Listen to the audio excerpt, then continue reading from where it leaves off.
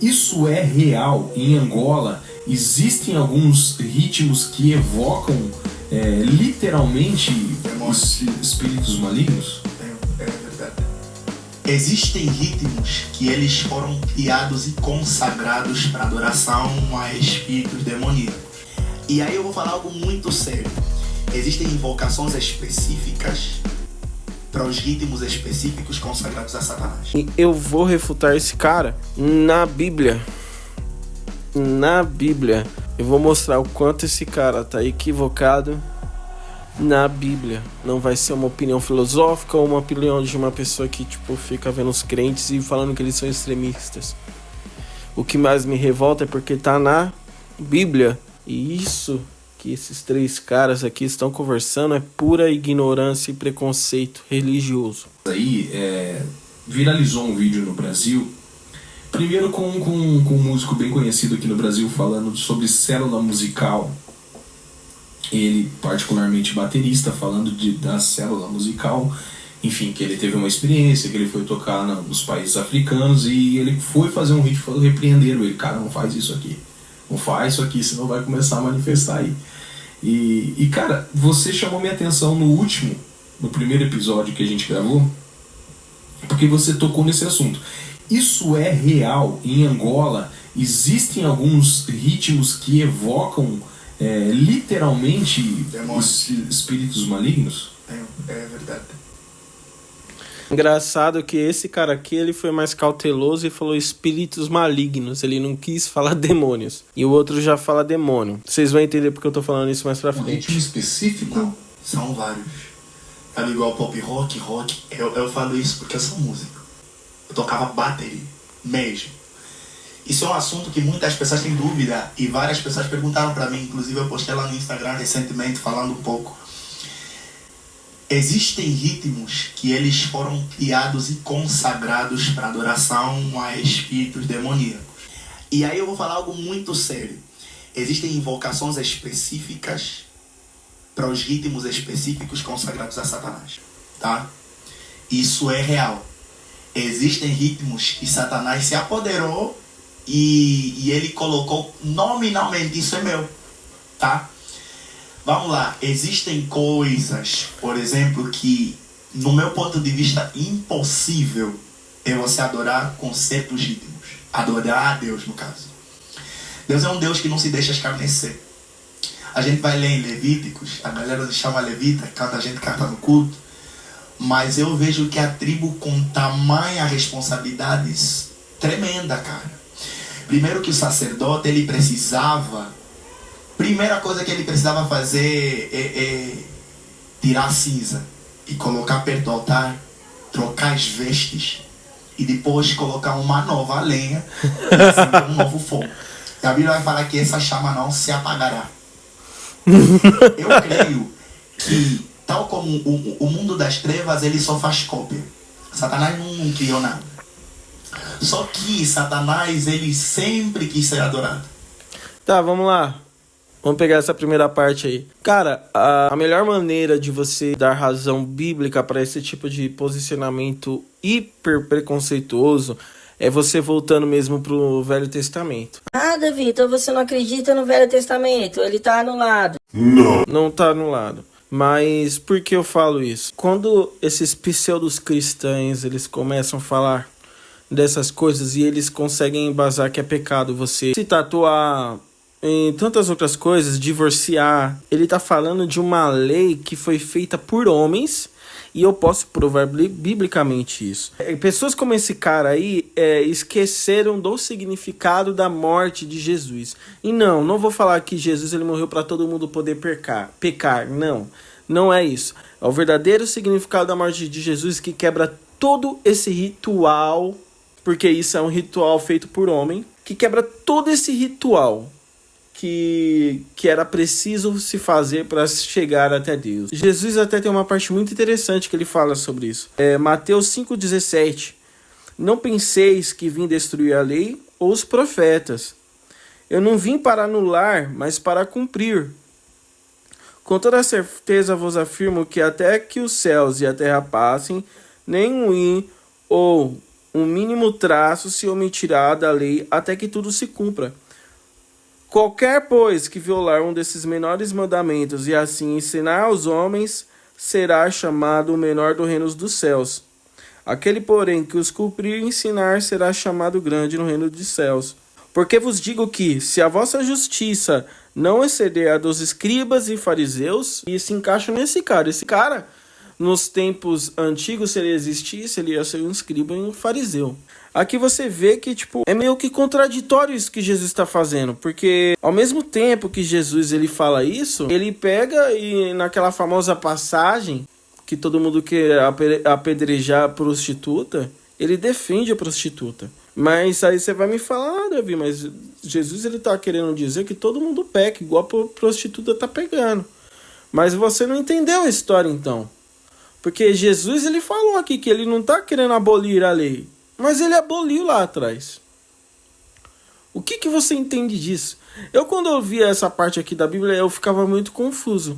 Porque eu via um Jesus que falava isso e ao mesmo tempo quando tinha que fazer alguma coisa diferente da lei, ele fazia. Aí eu te pergunto, por que Jesus fez isso?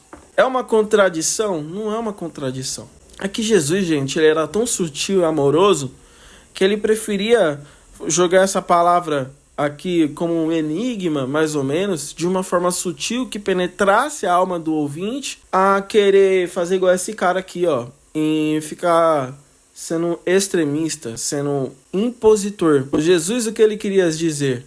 Que a gente tem que amar o próximo como a nós mesmos. Entendeu? E que essa lei que foi feita não foi feita por ele. Por isso que ele não vai abolir a lei. Porque essa lei não faz parte dele. Não faz parte do que Jesus realmente queria. Do que Deus realmente queria. Não faz. Foi uma lei criada por homens.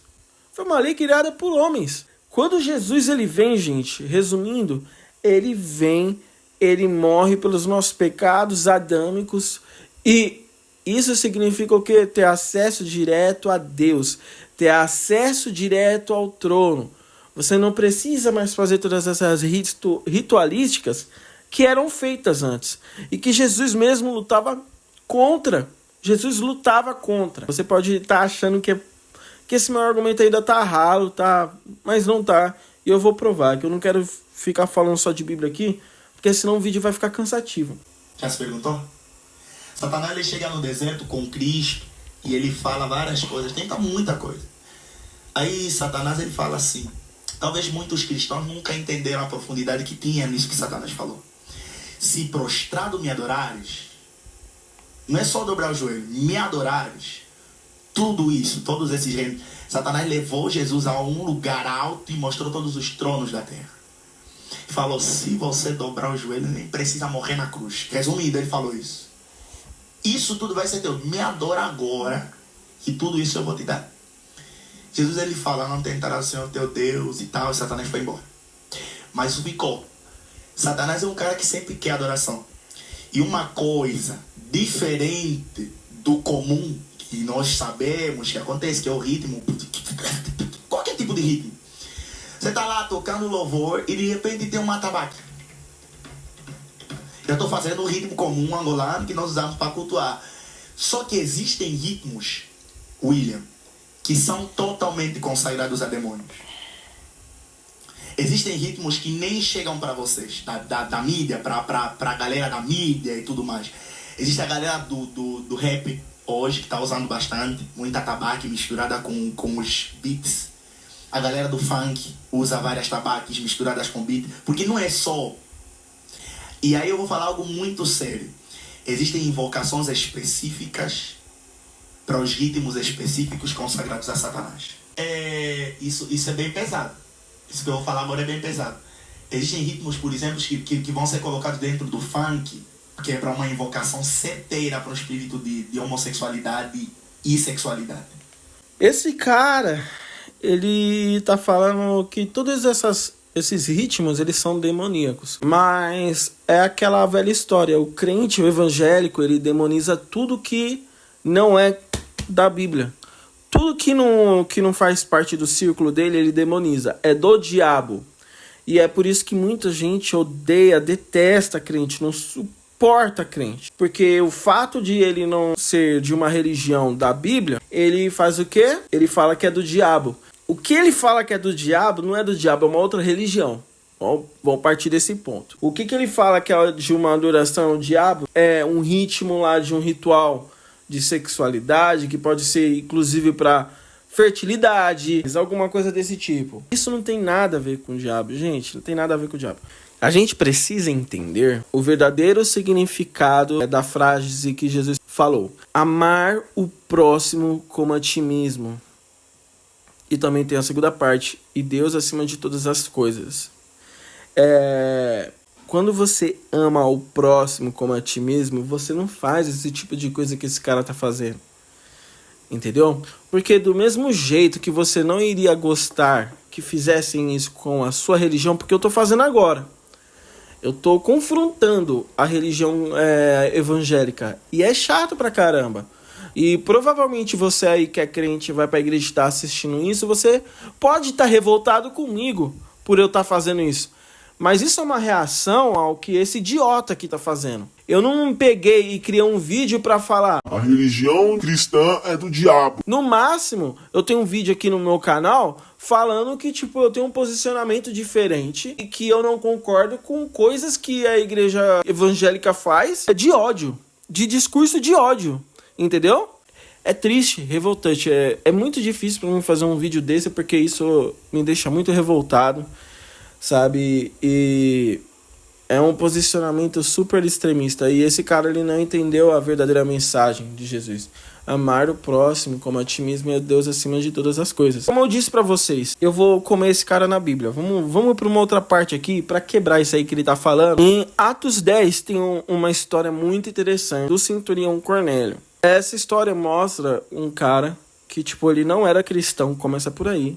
E ele tentava ser judeu, mas não podia ser judeu porque era uma religião que, tipo, super extremista, até hoje é. Então ele era considerado gentil, por não ser aceito na comunidade judaica. Mas ele acreditava muito naquilo, mesmo oficialmente não estando sendo um judeu para os judeus, ele acreditava naquilo e ele seguia as práticas da forma dele. E centurião, o Cornélio, ele teve uma visão com o anjo. Esse anjo pegou e falou para ele mandar 2 homens dele mandar até a casa de um cara que se chamava Pedro. E o que acontece? Do outro lado da história, Pedro, ele tem uma visão, que é assim, ó. No dia seguinte, por volta do meio-dia, Pedro subiu ao terraço da casa para orar.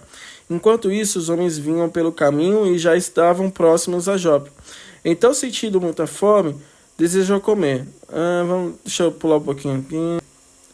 Entretanto, enquanto a refeição estava sendo preparada, de repente sobreveio-lhe um estado de... Então viu o céu aberto e algo parecido com um grande lençol que vinha descendo em direção à terra, amarrado pelas 4 pontas, contendo toda espécie de quadrúpedes, bem como animais que rastejam sobre a terra e aves do céu.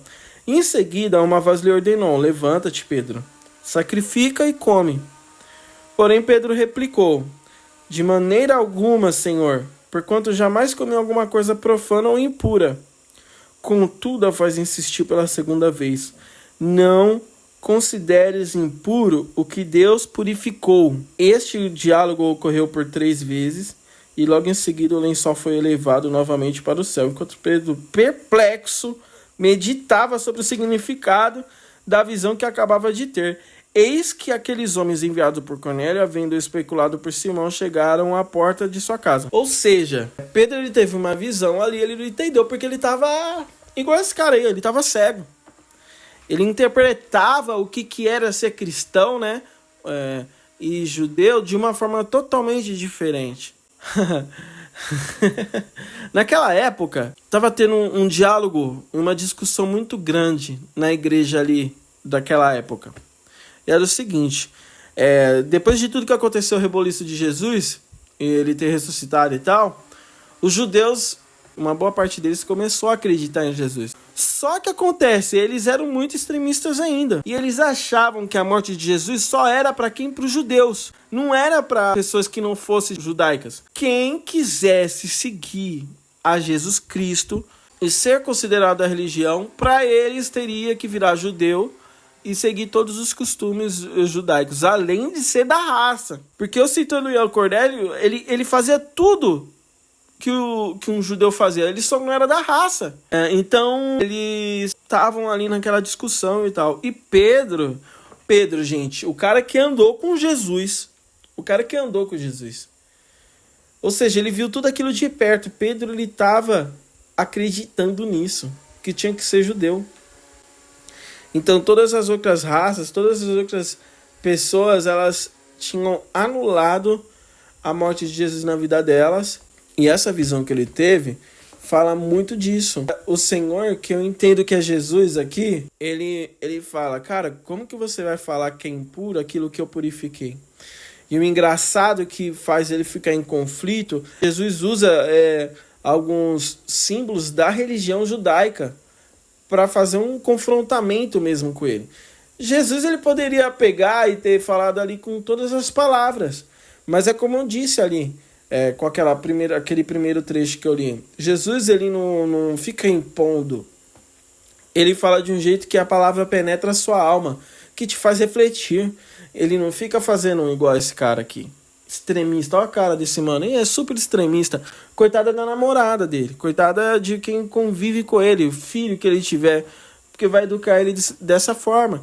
Então, mais pra frente, o que acontece nessa palavra? Pedro vai até a casa do Centurião Cornélio. E Pedro começa a pregar o evangelho de Cristo. Porque nem Cristo aquele cara conhecia. E aí a gente entra numa coisa muito interessante, gente. Cornélio, ele estava totalmente distante do que era ser cristão e dos acontecimentos assim de Jesus Cristo. Ele só seguia como um judeu. Ele era um gentil. E mesmo assim, um anjo apareceu para falar com ele. Para ele ir de encontro até um cara, o apóstolo que andou com Jesus, Pedro. Literalmente Pedro. Jesus usou um cara de uma outra religião para falar com Pedro. Porque ele não era judeu mesmo, ele era gentil. Tudo isso, gente, é um quebra-cabeça que a gente tem que juntar para entender o que significa isso. No final da história, Pedro ele começa lá a pregar que era Jesus, porque ele morreu pelos nossos pecados, evangelizar aquele povo. E acontece uma coisa mais inacreditável ainda. E aconteceu que, enquanto Pedro ainda pronunciava essas palavras, o Espírito Santo desceu de repente sobre todos os que ouviam a mensagem.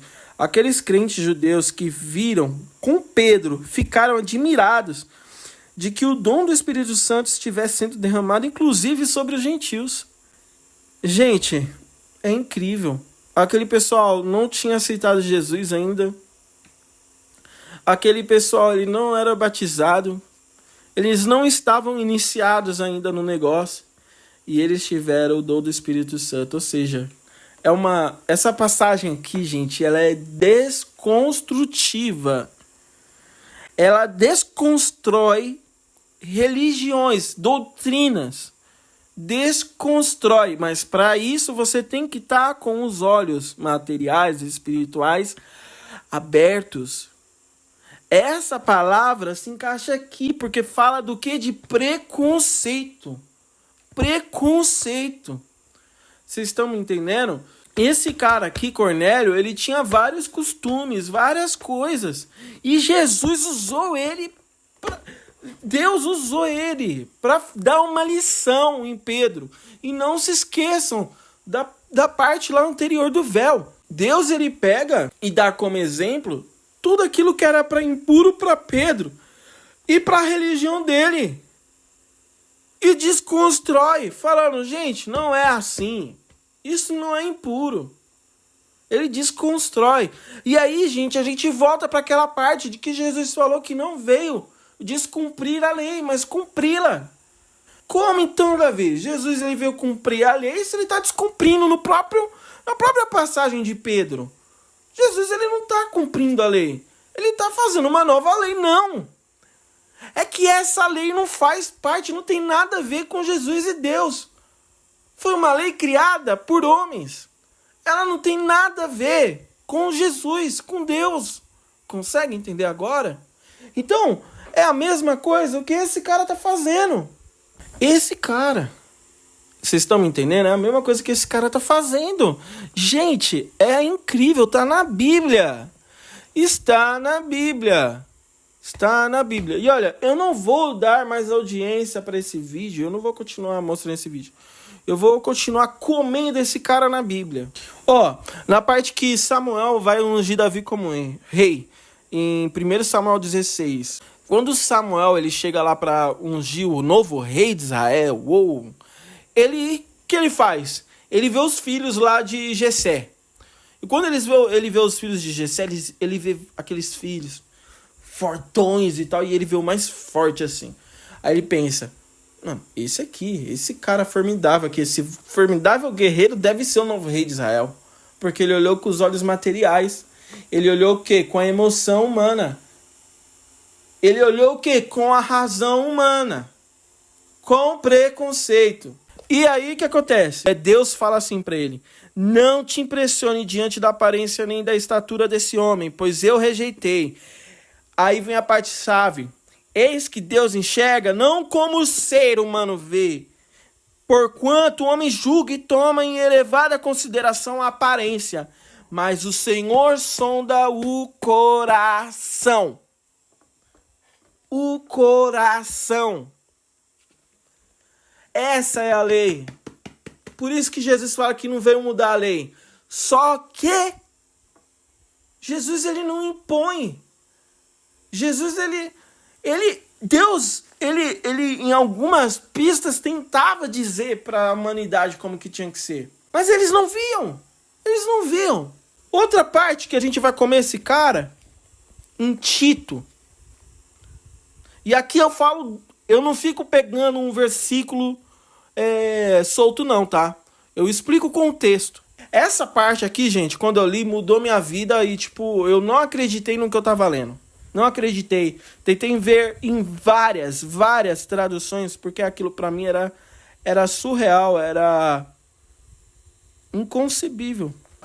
E eu preciso ler pra vocês entenderem o contexto todo. Vai valer a pena, gente, vocês ouvirem isso. Tito 1, a partir do 7, mas você pode ler ele todo. Por ser encarregado da obra de Deus, é indispensável que o bispo seja irrepreensível, não arrogante, não briguento, não apegado ao vinho, não violento, nem dominado pela ganância. Só essa parte aqui você já descarta um monte de pseudo-pastor por aí, né? Ao contrário, é preciso que ele seja hospitaleiro, amigo do bem, sensato, justo, piedoso, tenha domínio próprio e apegue-se firmemente à fiel palavra, da forma como foi ministrada, a fim de que seja capaz tanto de encorajar os crentes na sã doutrina, quanto de convencer os que se opõem a ela. Ou seja, não é desse jeito, através do ódio. Isso é ódio, gente. É uma outra religião, não é do diabo. É uma outra religião. Em nenhum momento eles falam que é uma outra religião. Não, é do diabo. Eles demonizam o candomblé, religiões afro-ameríndias. Eles demonizam. E não é diabo, é uma outra religião. Isso é ódio. E está escrito na Bíblia. Ao contrário, é preciso que ele seja hospitaleiro, amigo do bem, sensato, justo, piedoso, tenha domínio próprio e apegue-se firmemente à fiel palavra. Porquanto há muitos insubmissos que não passam de tagarelas e ludibriadores, principalmente os do grupo da circuncisão, ou seja, aqueles dos velhos costumes, os escribas das velhas leis, do mesmo sonho que Jesus mostrou ali para Pedro, que ele achava que tinha que ter todo um ritual, que as pessoas tinham que se vestir, tinha que estar dentro de uma religião tóxica. Tá escrito aqui, vai ficar pior. É necessário fazê-los calar, pois, motivados pela cobiça, transtornam casas inteiras, pregando o que não convém.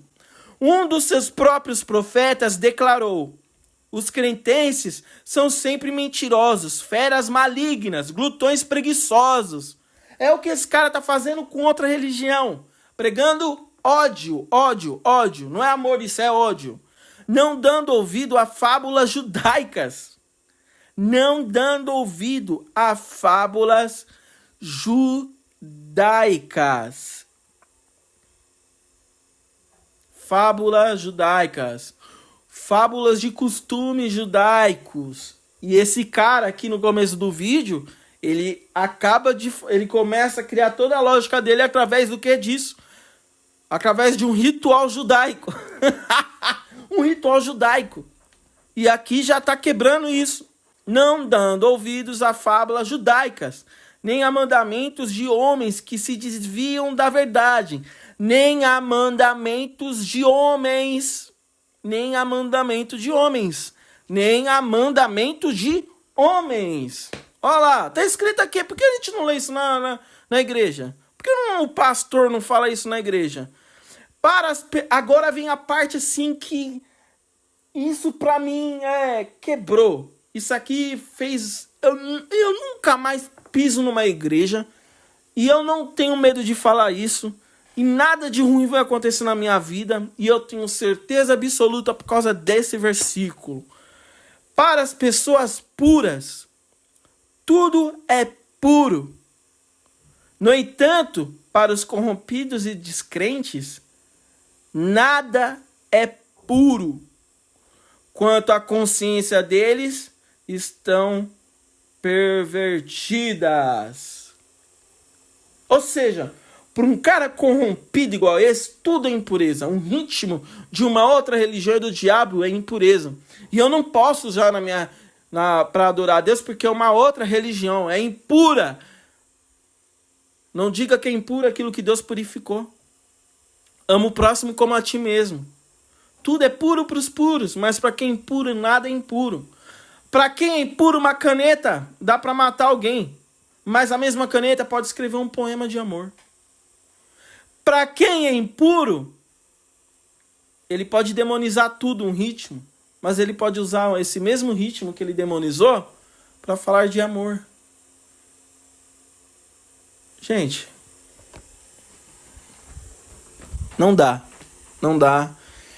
Eu me exalto mesmo. Eu nem gosto de fazer esses vídeos de react porque pra mim é tão óbvio isso, que me estressa, que mexe com um âmago meu, entendeu? E... me faz me irar mesmo. Eu me iro porque... Mas é uma ira diferente. É uma ira como a que Jesus sentiu quando ele viu as pessoas fazendo o que não devia ser feito no templo. Que ele bateu nas pessoas. Foi isso que Jesus fez ali. Ele chicoteou as pessoas. Então, eu vejo tudo isso, eu me enojo. Coitada, não sei, da pessoa que se relacionar com esse cara. Nossa, você vai sofrer. Ou você pode ser meio sádica, né? Então, pra você tanto faz. E, gente, é isso.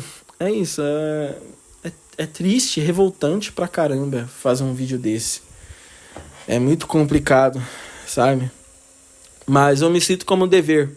Se uma pessoa ver esse vídeo e eu conseguir passar essa mensagem pra ela, eu já ganhei o dia e já valeu o sentido de eu fazer isso. E é isso, eu nem sei mais o que falar. Só agradecer aí você que viu até o final e ler a Bíblia, que tem muito mais disso na Bíblia. E isso não são contradições. Isso são enigmas que Jesus deixou. E eu espero que você abra seus olhos assim como eu abri. Não dê mais ouvido a fábulas judaicas igual essas. E seja feliz. Porque quando eu tava nessa aí, gente, eu era triste pra caramba. Vivia com dor no corpo. Minha vida não mudava. E hoje Jesus e o amor de Jesus me libertou. É isso, tamo junto. Espero que vocês tenham gostado. É nóis. Eu nem sei como encerrar esse vídeo porque eu tô meio assim. Mas tamo junto, valeu. Deixa nos comentários aqui o que você achou. Curta se você curtiu e se inscreve aí pra gente crescer. Tamo junto, valeu, é nóis.